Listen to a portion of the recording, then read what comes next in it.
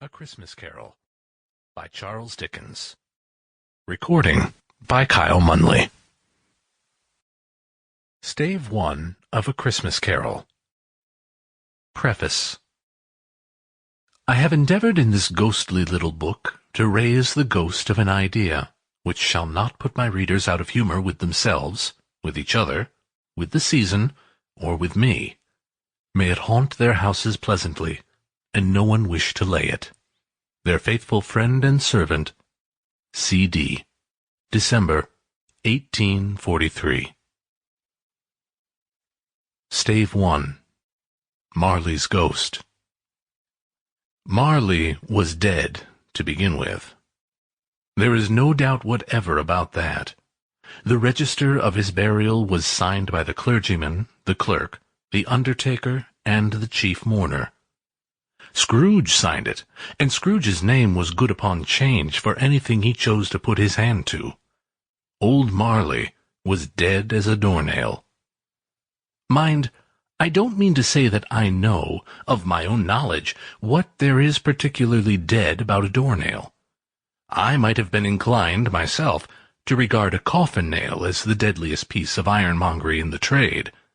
But the wisdom of our ancestors is in the simile, and my unhallowed hands shall not disturb it, or the country's done for.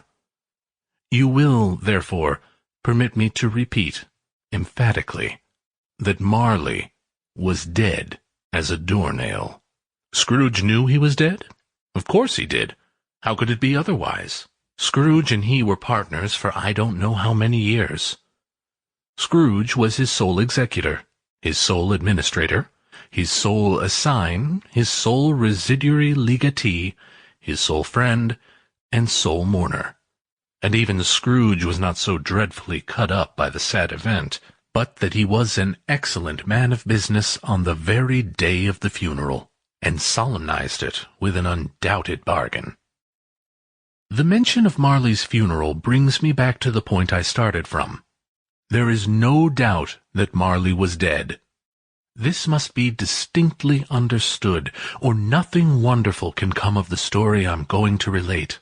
If we were not perfectly convinced that Hamlet's father died before the play began, there would be nothing more remarkable in his taking a stroll at night, in an easterly wind, upon his own ramparts, than there would be in any other middle-aged gentleman rashly turning out after dark in a breezy spot, say St. Paul's churchyard, for instance, literally to astonish his son's weak mind. Scrooge never painted. Sample complete. Ready to continue?